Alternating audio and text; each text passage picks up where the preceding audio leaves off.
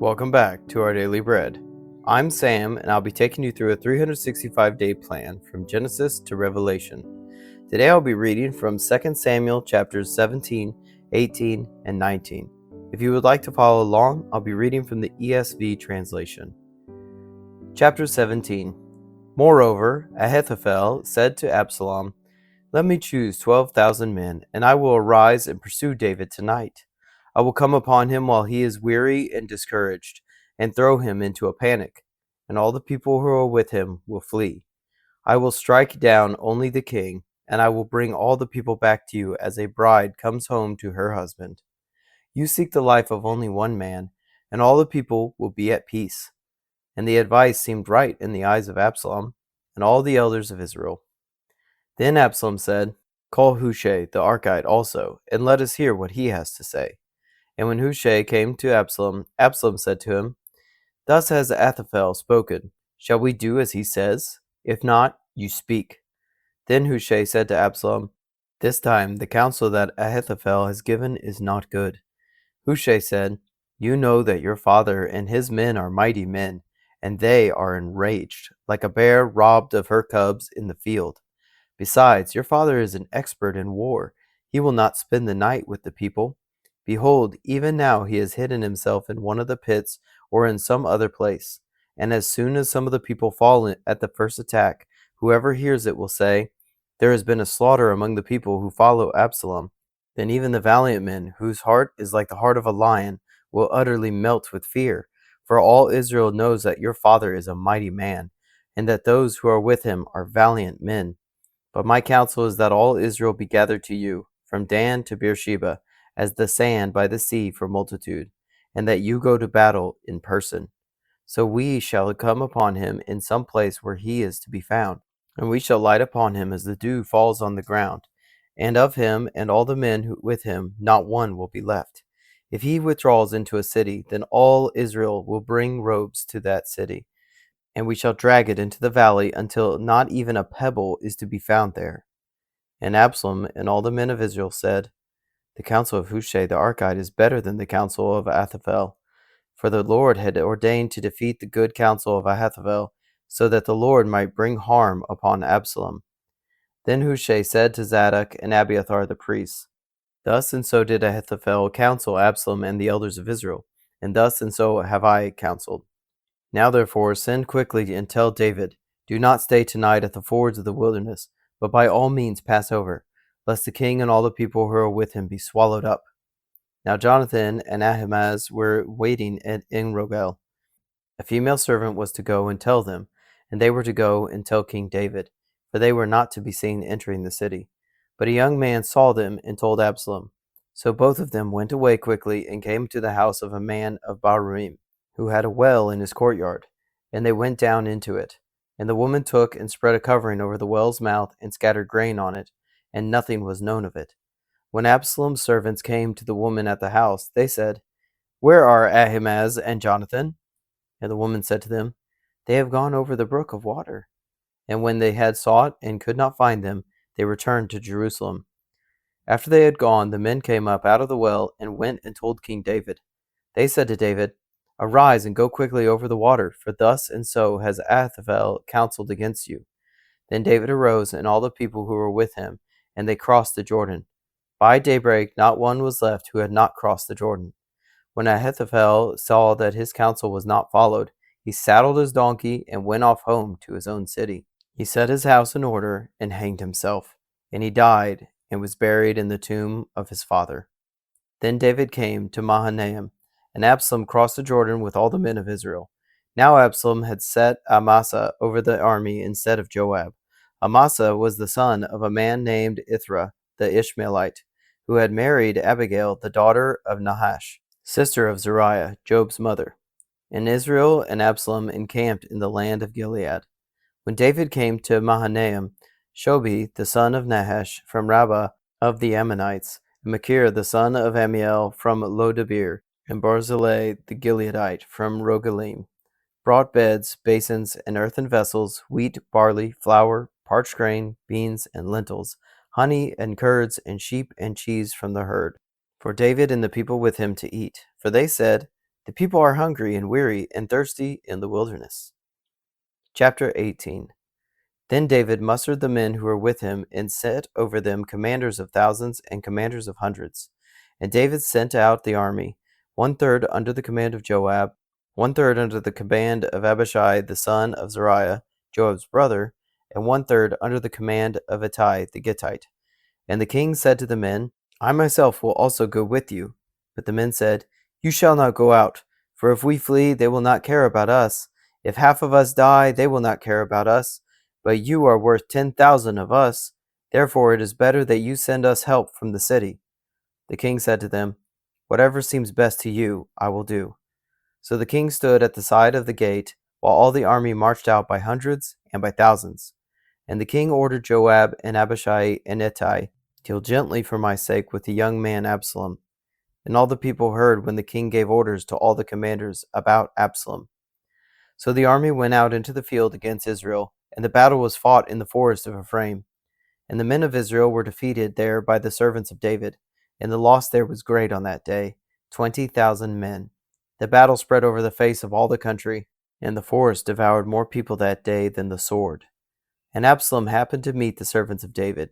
Absalom was riding on his mule, and the mule went under the thick branches of a great oak, and his head caught fast in the oak, and he was suspended between heaven and earth, while the mule that was under him went on. And a certain man saw it, and told Joab, Behold, I saw Absalom hanging in an oak. Joab said to the man who told him, What, you saw him? Why then did you not strike him there on the ground? I would have been glad to give you 10 pieces of silver and a belt. But the man said to Joab, Even if I felt in my hand the weight of 1,000 pieces of silver, I would not reach out my hand against the king's son. For in our hearing the king commanded you and Abishai and Ittai, for my sake protect the young man Absalom. On the other hand, if I had dealt treacherously against his life, and there is nothing hidden from the king, then you yourself would have stood aloof. Joab said, I will not waste time like this with you. And he took 3 javelins in his hand, and thrust them into the heart of Absalom while he was still alive in the oak. And 10 young men, Joab's armor-bearers, surrounded Absalom, and struck him, and killed him. Then Joab blew the trumpet, and the troops came back from pursuing Israel, for Joab restrained them. And they took Absalom, and threw him into a great pit in the forest, and raised over him a very great heap of stones. And all Israel fled every one to his own house. Now Absalom in his lifetime had taken and set up for himself the pillar that is in the king's valley. For he said, I have no son to keep my name in remembrance. He called the pillar after his own name, and it is called Absalom's monument to this day. Then Ahimaaz the son of Zadok said, Let me run and carry news to the king that the Lord has delivered him from the hand of his enemies. And Joab said to him, You are not to carry news today. You may carry news another day. But today you shall carry no news, because the king's son is dead. Then Joab said to the Cushite, Go, tell the king what you have seen.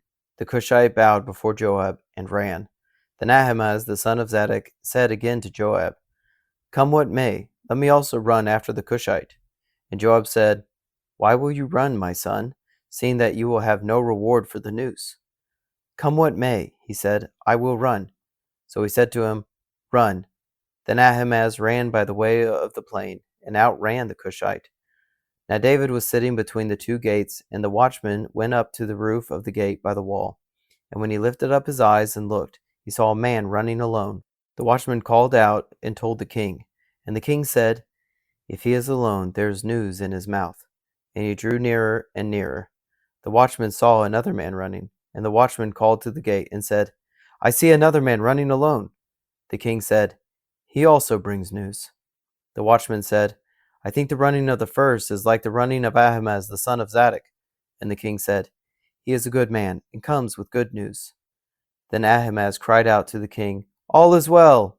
And he bowed before the king with his face to the earth, and said, Blessed be the Lord your God, who is delivered by the men who raised their hand against my lord the king. And the king said, Is it well with the young man Absalom? Ahimaaz answered, When Joab sent the king's servant, your servant, I saw a great commotion, but I do not know what it was. And the king said, Turn aside and stand here. So he turned aside and stood still. And behold, the Cushite came, and the Cushite said, Good news for my lord the king. for the Lord has delivered you this day from the hand of all who rose up against you. The king said to the Cushite, Is it well with the young man Absalom? And the Cushite answered, May the enemies of my lord the king and all who rise up against you for evil be like that young man. And the king was deeply moved, and went up to the chamber over the gate, and wept. And as he went, he said, O my son Absalom, my son Absalom, would I had died instead of you, O Absalom, my son, my son. Chapter 19. It was told Joab, Behold, the king is weeping and mourning for Absalom. So the victory that day was turned into mourning for all the people, for the people heard that day, The king is grieving for his son. And the people stole into the city that day as people steal, and who are ashamed when they flee in battle. The king covered his face, and the king cried with a loud voice, O my son Absalom, O Absalom, my son, my son.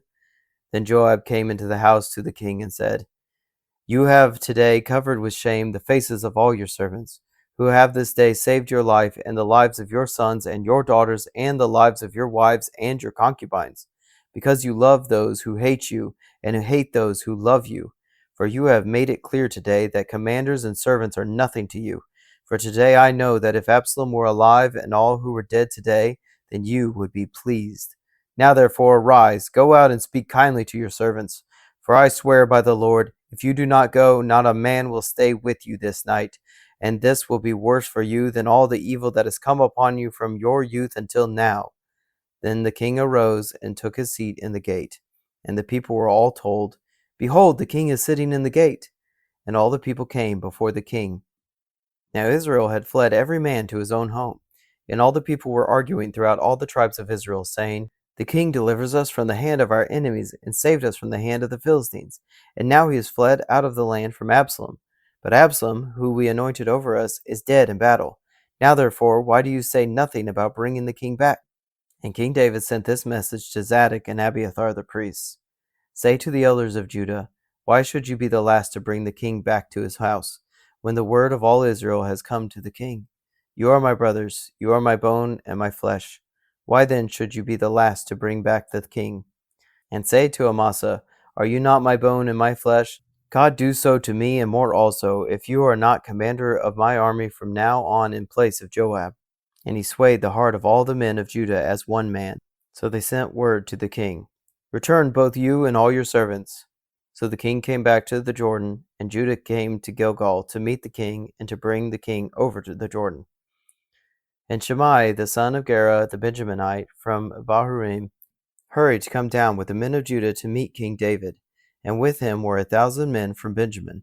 And Ziba, the servant of the house of Saul, with his 15 sons and his 20 servants, rushed down to the Jordan before the king. And they crossed the ford to bring over the king's household and to do his pleasure. And Shimei, the son of Gera, fell down before the king as he was about to cross the Jordan, and said to the king, Let not my lord hold me guilty, or remember how your servant did wrong on the day my lord the king left Jerusalem. Do not let the king take it to heart, for your servant knows that I have sinned. Therefore, behold, I have come this day, the first of all the house of Joseph, to come down to meet my lord the king. Abishai the son of Zeruiah answered, Shall not Shimei be put to death for this, because he cursed the Lord's anointed? But David said, What have I to do with you, you sons of Zeruiah, that you should this day be as an adversary to me? Shall anyone be put to death in Israel this day? For do I not know that I am this day king over Israel? And the king said to Shimei, You shall not die. And the king gave him his oath. And Mephibosheth the son of Saul came down to meet the king. He had neither taken care of his feet, nor trimmed his beard, nor washed his clothes, from the day the king departed until the day he came back in safety. And when he came to Jerusalem to meet the king said to him, Why did you not go with me, Mephibosheth? He answered, My lord, O king, my servant deceived me, for your servant said to him, I will saddle a donkey for you, that I may ride on it and go with the king, for your servant is lame. He has slandered your servant to my lord the king, but my lord the king is like the angel of God. Do therefore what seems good to you. For all my father's house were but men doomed to death before my lord the king. But you set your servant among those who eat at your table. What further right have I, then, to cry to the king? And the king said to him, Why speak any more of your affairs? I have decided, you and Ziba shall divide the land. And Mephibosheth said to the king, "Oh, let him take it all, since my lord the king has come safely home." Now Barzillai the Gileadite had come down from Regillim, and he went on with the king to the Jordan, to escort him over the Jordan. Barzillai was a very aged man, 80 years old. He had provided the king with food while he stayed at Mahanaim, for he was a very wealthy man. And the king said to Barzillai, "Come over with me, and I will provide for you with me in Jerusalem." But Barzillai said to the king, "How many years have I still to live, that I should go up with the king to Jerusalem? I am this day 80 years old. Can I discern what is pleasant and what is not? Can your servant taste what he eats or what he drinks? Can I still listen to the voice of singing men and singing women? Why then should your servant be an added burden to my lord the king? Your servant will go a little way over the Jordan with the king. Why should the king repay me with such a reward? Please let your servant return, that I may die in my own city near this grave of my father and my mother. But here is your servant Shimon. Let him go over with my lord the king, and do for him whatever seems good to you." And the king answered, "Chimham shall go over with me, and I will do for him whatever seems good to you, and all that you desire of me I will do for you." Then all the people went over the Jordan, and the king went over. And the king kissed Barzillai and blessed him, and he returned to his own home. The king went on to Gilgal, and Chimham went on with him. All the people of Judah and also half the people of Israel brought the king on his way. Then all the men of Israel came to the king and said to the king, "Why have our brothers, the men of Judah, stolen you away and brought the king and his household over the Jordan, and all David's men with him?" All the men of Judah answered the men of Israel, "Because the king is our close relative. Why then are you angry over this matter? Have we eaten at all at the king's expense, or has he given us any gift?" And the men of Israel answered the men of Judah, "We have 10 shares in the king, and in David also we have more than you. Why then did you despise us? Were we not the first to speak of bringing back our king?" But the words of the men of Judah were fiercer than the words of the men of Israel. Thank you for joining me today in our Bible reading.